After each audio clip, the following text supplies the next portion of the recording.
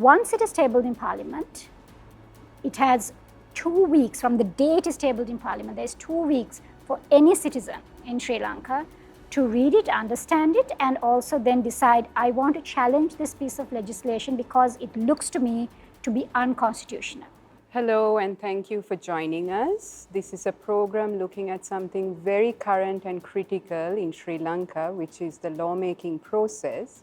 And this is something we felt is very important considering the fact we've had a whole host of laws that has been presented and enacted that raises multiple issues in terms of our governance, democracy, rule of law, and human rights. So the Center for Policy Alternatives with Pulse thought we should have some very initial conversations with colleagues who've been involved in the process of monitoring, of engaging, of critiquing, and of challenging particular laws, and to see the implications in terms of what is it that we need to know as citizens, but also in terms of what we can do. So today we have two colleagues and two friends of mine. So we have Ermiza Tegal, who's an attorney at law and engage with a whole lot of laws and engage with communities as to making that process consultative and transparent. And we have Dr. Gehan Gunathilake, who is also an attorney at law and a member of the National Human Rights Commission. So welcome both of you. In terms of what do you feel are the key impediments in terms of lawmaking in Sri Lanka, and what should a citizen be aware of? So maybe I'll start with Ermiza. Sure. Happy to be here, Bhavani. In terms of what's been happening in Sri Lanka, I think we are looking at sort of having looked at the number of laws that were passed in the last 2 years, 30 months, we're looking at over 100 pieces of legislation, law reform, right? And I think as citizens, there is really this question of what is happening in this country, what is the direction this law reform is taking us in. In terms of the lawmaking process, it is extremely unsatisfactory because from the very beginning, we are not aware as citizens as to what is coming. Ideally, we would like to see a longer process of engagement, public consultation, discussion, alternative ideas that are being presented and evaluated before we see a gazette that is then presented saying this is a culmination of this consultation with the people. And then this process that goes into Parliament where representatives can then debate what is the cost of this piece of legislation, the new institutions that it's bringing in, whose interest is it in, what will be the challenges, exactly. And then after the law is also passed, we do not have a system to review if there are violations, particularly fundamental rights violations. Gehan, do you have some thoughts on the broader question? No, so I agree with what Ermiza is saying. Essentially, there is a lack of transparency in how laws are passed in this country. And part of the reason is that we don't have a sort of standard operating procedure in terms of how laws are passed in this country. We just don't. So therefore, it really boils down to the individual whims and fancies of, say, a line ministry or the political champion of a particular law, right? Rather than a one-size-fits-all process that people have to follow. Now, I think if you really look at the last 2 years, we see a lot of the initiatives and agendas more as political maneuvering and positioning in terms of politics rather than genuine attempts to reform the law towards the better. Now, I think that we can critique this practice, but solving the problem would require a little bit of work in terms of fleshing out what that process is going to look like. And we could get into that also, but maybe let's, for the audience at least, unpack some of the things that we've seen. For example, just this year, we've seen this law called the Online Safety Act that was passed. You really want to get me started on the Online Safety Act. Just as an example, and I think it's the one that I think received the most attention because over 40 petitions went to the Supreme Court. There's a massive debate because of the social media implications and freedom of expression. But we've also seen a whole host of them. But I think for the viewer, it's important to understand practically what does this mean. When we talk about lawmaking, what are the steps? I think right at the outset, it makes sense for a government institution, a ministry that is interested in a particular piece of legislation to issue some kind of concept paper, right? That the public is able to engage, right? Now, did that happen? I don't think that happened. So there was no equivalent of what they call a green paper or a white paper. Yes. And a green paper is a very sort of vague but ambitious document that will set out some of the policy objectives of an initiative. It's not concrete, but it's a kind of tentative document. But then a white paper is much more concrete as a policy, a position paper. Neither of that was done, right? Instead, we had all these little whisperings and rumblings of this piece of legislation that is coming up. We had... And just to be clear, the online safety bill was presented last year in 2023, and in a matter of weeks, really, people had to understand and look into how to critique, challenge. Absolutely. And I think if you recall, you rewind a little bit more, you recall conversations that took place publicly, there was always this idea being floated about a anti-fake news law or an anti-disinformation law. So it almost felt like the champions of this sort of legislative initiative wanted to test the waters by just throwing some ideas out there. And then, of course, you had civil society resisting it, you had people being worried about what this law would mean, but never really engaging substance. So then the first time you engage substance is when the law is gazetted. In terms of the process, we see the government printer publishing, and that's what is a gazette, right? And that is available publicly for anyone to take a copy and have a look, but you have, it's a minimum of 7 days. Before it goes to Parliament. Before it can be tabled to Parliament. So within a short span of 7 days, this new law can be tabled in Parliament and the process kicks off in Parliament. It can be longer, but in as short a time as 7 days. Once it is tabled in Parliament, it has 2 weeks from the day it is tabled in Parliament. There is 2 weeks for any citizen in Sri Lanka to read it, understand it, and also then decide, I want to challenge this piece of legislation because it looks to me to be unconstitutional. And at the moment, even with the online safety, but several other pieces of legislation like the Anti-Terrorism Act, for example, the recently passed Economic Transformation Bill, these are big pieces of legislation setting out broad policies for the country. There is a real difficulty in being able to understand the nitty-gritties and even the design of this law as to what it means to our lives. So that 2 weeks ends, and then those who challenge it have challenged it before the Supreme Court, which is only in Colombo, so it's not accessible to those outside of Colombo. They have to make the trip here. And then you make your argument. And I think I had a slightly different experience with the microfinance bill because there was a body of work done by women's groups engaging in microcredit and microfinance. They had the evidence that we were able to then put into the petitions on their behalf and say, this is the kind of harm, this is the kind of injustice that they have experienced, and that is why this will result in some kind of fundamental rights violation. So the citizens' engagement is limited after that small window of challenging. But I think we also know, and then we can go into it, is the committee stage amendments that come in. That could also change certain provisions of the bill that a citizen was able to critique, challenge. And this is now a very worrying development, is that the Attorney General's Department comes to court with a list of amendments depending on what the bill is. And so really you're engaging with something or challenging something which could change, and then you don't have any role in terms of a citizen engaging. Then it's up to Parliament. Literally changing in front of your eyes, right? So it's a very dynamic process. So there, I think we could rewind a little bit and mention one other step before the bill is gazetted. right? It has to go to cabinet and cabinet has to approve it, but it goes with a certification by the Attorney General that this particular bill is consistent with the Constitution. So that the assumption there is that someone in the Aegis Department evaluates the bill against the provisions in the Constitution and says, well, there's no inconsistency.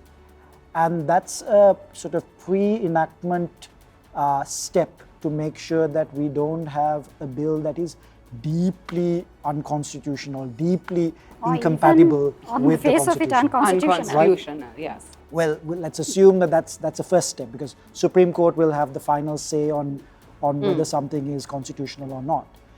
So now, if that step is actually taken and if those duties are performed, the question then arises as to how and why, when the bill is challenged, you have a set of amendments being brought by the same institution to court saying, well, here are some amendments that is recommended because we want to ensure that the bill is consistent with the Constitution, right? So then immediately a lot of the petitioners will be quite confused, because you prepare within a short period of time to file your petition and challenge certain provisions of the bill, and then when you arrive actually at the courthouse, you are given a list of further amendments. And the practice of the court has been to always give the petitioners a little bit of time to reframe their arguments, because then sometimes you can come and reframe your arguments, but you'll have very little time to think about it, to draw on jurisprudence or draw on arguments or comparative work from elsewhere, because now you're looking at a piece of legislation with certain amendments that you're seeing for the first time. So I think that step has to also happen in a way that problems with the bill will be identified at an early stage. And I have been part of legislative processes where that duty or that responsibility is performed excellently by the Attorney General, right? So I think that a good example was the Enforced Disappearances Act, and I was part of the drafting committee, and we had a member of the Attorney General's Department serve on the drafting committee and point out possible problems to that we could anticipate, so we minimize that the amount of problems that we would encounter if it was challenged. But I felt that the process was a good one, because the Attorney General's Department played such an intimate role in the actual advice on constitutionality, right? And I think, Gehan, it's very important to recognize that at that time there were other laws also brought about where there were conversations with the victims and communities directly affected. And I think that is so important, that people need to know at least what's going to be the law, how they can be heard and be part of that process. But I think it's also very important that the government institutions and the state institutions recognize that. And I think it's also the political leadership, and I think that's where things differed. We spoke about what happens up to the challenge in terms of the Supreme Court. Now when it goes to Parliament, and I think that's something again to look at, is we have in Parliament several proposed laws. One is the Anti-Terror Act, the proposed act, but we also had a similar process in 2018, 2019, called the CTA, the Counter-Terror Act. And all of us were engaged at that time, and that I remember some of us going to the Select Committee in Parliament. So Parliament is not just taking something up after the Supreme Court determines. They can also have a role before in terms of engaging with the public. And Ermiza, I know you've engaged on several laws such as that. Can you just explain to the audience what those processes are and how an individual interested could be engaged in that? I think the key thing for me, and there have been those instances and experiences where civil society groups, affected parties have been able to engage with parliamentarians directly. So there has been the Women's Caucus that has also directly engaged with groups to hear and understand and discuss pieces of legislation, whether it has been on, let's say, Muslim Marriage and Divorce Act, female genital mutilation. where affected parties don't also have the space sometimes to have these conversations openly, but these are then spaces that need to be created. They are not there in the process. Citizens don't know whether they can access them directly. The opportunity has to be created by someone speaking to someone in Parliament and then creating that space, right? But then there are also these, at the time, I think with the CTA that you mentioned, now the Counterterrorism Act, it was the oversight committee, standing oversight, there was an oversight parliamentary committee that was convened on various different topics. And on the national security topic, there was one. And again, it was on invitation of the committee that we were able to then have those various groups representing various different interests. And I think there's something very key in that. That ability to listen to different ideas, different groups, opposing ideas and dissent is extremely important. And the fact that parliamentary processes accommodate that is so, so important in our process.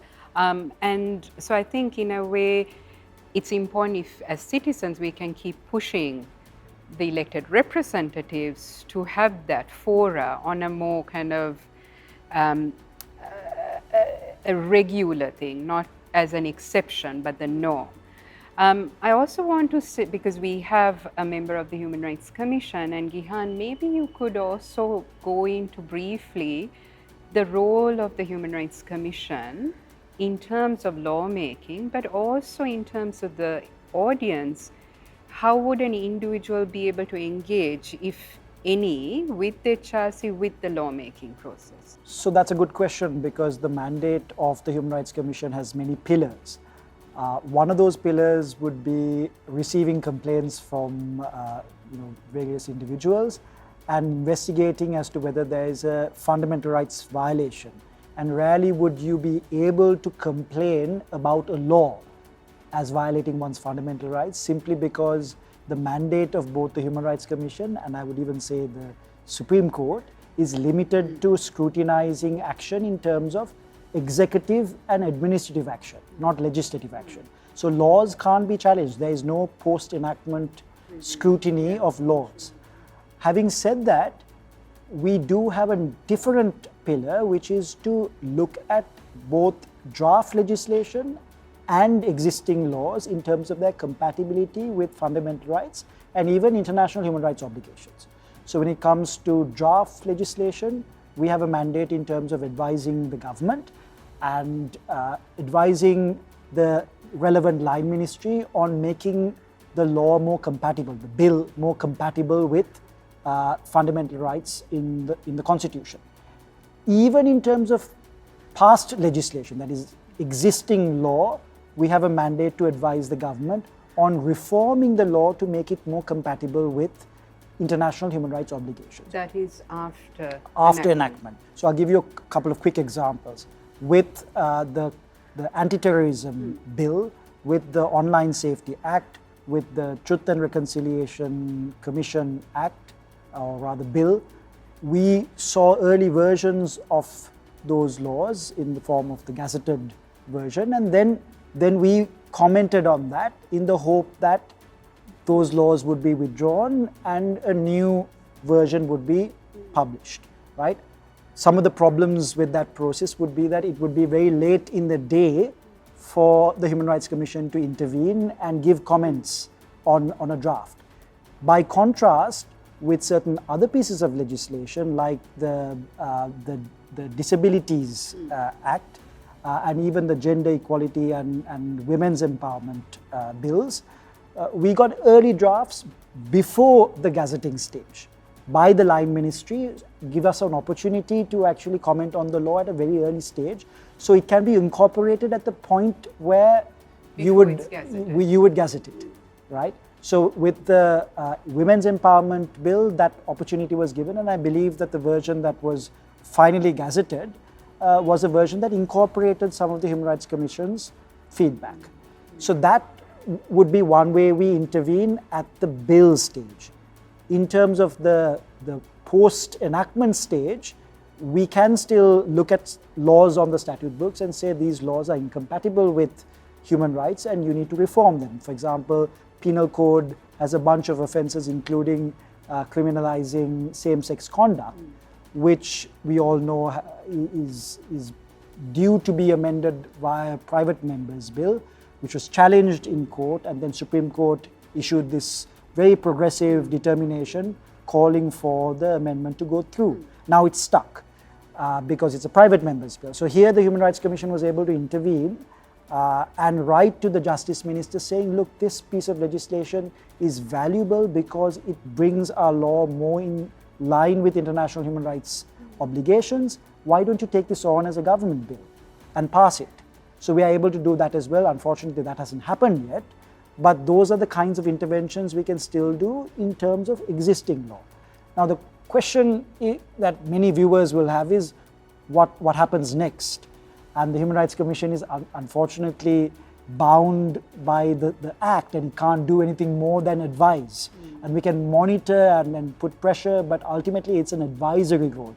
So it's up to civil society and the citizenry to keep pushing for law reform alongside the Human Rights Commission. There's a limit to what we can do apart from advising on what ought to be done. Yeah, and what you say, Gehan, is it seems it's a very important role that HRC plays and can play, but it also seems a very, the way it's taken in terms of the advice and your viewpoints is also very ad hoc, and it's not the norm. So that's worrying, because just listening to you, I recognize the fact that Sri Lanka now has a proposed Truth and Reconciliation Commission bill, which, if I remember correctly, was gazetted earlier this year. But the victims, who are mostly been searching for truth and justice for decades, were saying they were not part of the consultations.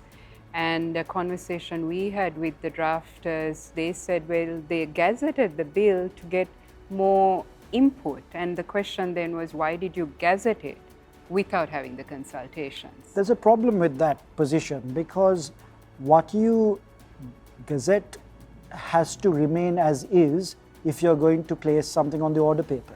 There is no opportunity to change something that is in the gazette.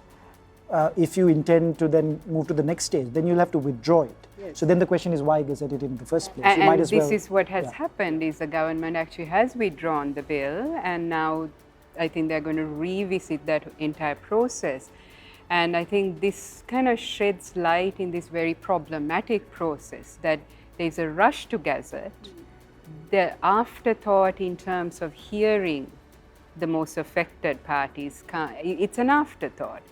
And in that, I think, what is it that the citizen should be aware of? And what should the citizen be pushing all of us as lawyers, but the state institutions and others, in terms of making that process better? No, I think it's really important to tackle the question about law reform from the citizen's perspective. And I think fundamentally there is a lack of information for the citizen to engage. So when we're looking at law reforms and new laws coming in, firstly, we do need to understand what is that policy decision. It can come from the mandates of, whether it's presidential candidates, parliamentary elections. There are certain manifestos that are put out. It can come from those, but when you are proposing law reform, there has to be an explanation. Going back to this whole concept note or something. To give more information. And that explanation is to be founded on evidence, on consultation, on numbers, on costs. That is the information. It's not just one bright idea that you think will result in some benefit somewhere down the line. That is not good enough for the citizen. The citizen needs information about specifics. So evidence-based research, studies, data about why this law is necessary, this law reform is necessary, and what will it do in the future. If only we have all of that information, are we able to then take that informed decision as citizens as to whether we support, not support, or seek amendments to that law. And then we put pressure on our representatives in Parliament. That is sovereignty at work. And I think we need to be conscious that Parliament works for the people. The judiciary works for the people. The executive works for the people. And when you are working for the people, you need to ensure all of that information is available and again not in that secretive form. So we've seen a slightly different process with the Muslim Marriage and Divorce Act. I was going to ask, for yes. decades of consultations, of Ministry of Justice appointed committees sitting, talking to people and their problems and understanding different opinions being expressed about what the reform should look like, which I think is a good thing. The debate has always been good. We have been sometimes afraid of it, but the debate is always good. And it's a collection of those consultative processes that has resulted in a draft piece of legislation that is sitting currently with the Ministry of Justice. It's been a long process. And I think when it comes to victims and when it comes to those who are marginalized and those whose interests are not being represented by those who are pushing laws through, we see these delays. We see these pieces of legislation going on, being put on the back burner. And that is also a real problem. We do not have those champions pushing for good laws, beneficial laws for victims, for marginalized groups, for discriminated groups in Sri Lanka. So I think one of the things we can take out of this is that process is important. Process also involves so many individuals, but it also requires a lot more work to be done from different stakeholders over the years. And I think we need to kind of now think about what is it that we ask for in the next couple of minutes, maybe to kind of think about really the citizen is at the heart of everything. And at this moment, Sri Lanka is going into a national election. We have political parties, candidates going around the country, and there is this new energy to engage. So I think in that context, what is it that we would like to send as a message in terms of the issues, in terms of the process? So maybe Gehan, I'll start with you. What are the things we need to look to into the next few weeks, next few months, possibly next few years, but at least for the citizen to be aware of? So let's start with the slogan. I think the slogan should sound something like a demand for inclusive and transparent lawmaking, right? I think we tend to throw around the word consultation, which is a very important word as well, but ultimately what we want is not consultation for the sake of it. We want inclusion. We want to make sure that those who have a stake in that law are actually included in the consultation. Because you can do all kinds of consultation with the people that would promote or support a bill, and you might exclude those who will oppose it. Consultation has to be inclusive. So inclusive lawmaking is really important as a slogan, as a demand. But apart from that, how do you make it concrete? I think you need to also have concrete proposals for a process that is very clear and accessible, and that any lawmaker can be held to account against, like a framework of reference to hold someone accountable. And that should be a process that is spelled out. It could be in the form of a constitutional amendment, but we tend to be a little reticent about another constitutional amendment, so perhaps standing orders. And these standing orders have to start from the concept stage all the way up to incorporating the determination or the views of the Supreme Court in a determination into a bill and ensuring that that bill is compatible with that Supreme Court determination. That experience we've had in terms of divergence. Huh? Absolutely. So some would argue that the Online Safety Act hasn't fully incorporated the views of the Supreme Court determination. And there is now a matter before the Supreme Court on that. So then that needs to actually happen in a systematized way, because if you look at the existing standing orders and if you look at the Constitution, no one is actually placed with the responsibility to ensure that. So then everyone kind of looks around and wonders, okay, who's responsible now for making this happen, right? So I think that has to be spelled out.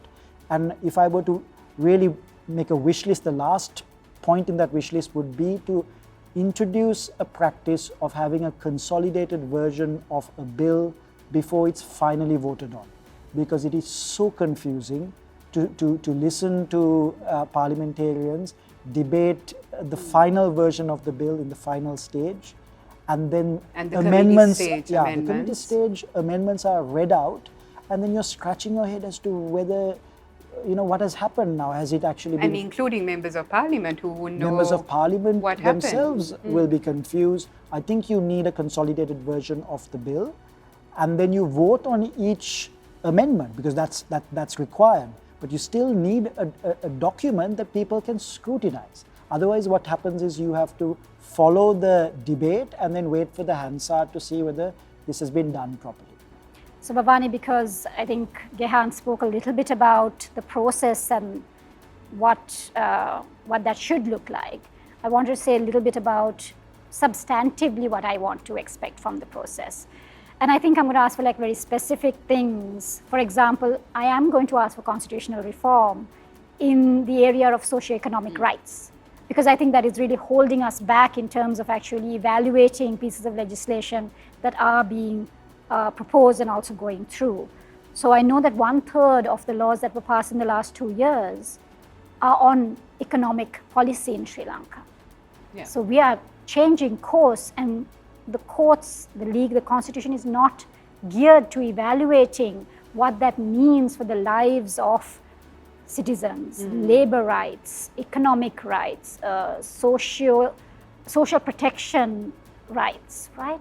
So I think we are ill-equipped constitutionally to substantively also now review. And secondly, I think I'm going to say we really need to introduce post-enactment judicial review, which is going to be a part of both empowering the judiciary to ensure that that protection mechanism for the people continues in relation to laws. So those are the two things that I would hope to see, that those coming into Parliament would really keep in mind and make those changes. I know they are long-term ones, but we really need to see them happening soon. But long-term in terms of these are not new conversations, no? Certainly And I not. think all the issues both of you have raised are conversations that have been there for decades. And unfortunately, we continue to have these conversations. But what I think the citizen seems to be more aware of is that there are very problematic processes at play which have direct impact in terms of their rights, and that can impact their livelihood and everything, that kind of the day-to-day. So I think one thing we can take out of this conversation is there are multiple challenges ahead. Some of it can be done in terms of passing laws, but it's also the culture, the political culture, in terms of lawmaking should not be a secretive, entitled process. It needs to involve engaged citizens. It needs to be a process that should kind of not have a limited, restricted timeline. Institutions such as the Parliament and the committee should be much more engaged. State institutions, including the Attorney General's Department, needs to be much more engaged, hear the citizens. So there are many things I think that could be done. But I think end of the day, it's really up to the citizen. And I hope this process is, in terms of the proposed laws that we are likely to see into the future, sees the citizen much more vigilant, much more engaged, much more critical in challenging, but also holding individuals responsible. And this is not just the executive. I think the legislature also needs to be much more responsible, but also put pressure on the other stakeholders who have become quite involved in this lawmaking process. So I think I want to thank you both for at least enlightening to some extent this very murky process and the many, many pitfalls we have faced, but also giving us a glimpse into the reforms, the changes we should be looking at. And I want to say that at this moment, we shouldn't just say it's for the long term. We need to keep putting pressure on candidates, on political parties, on everyone who's going to be part of this very important election and beyond, to say these things need to be key in a functioning democracy. So thank you. And we hope to bring you more information on the lawmaking process and related issues. But we will end this conversation now, and I want to thank you both Thank for you. being part of Thank this. you for having us. Thank you.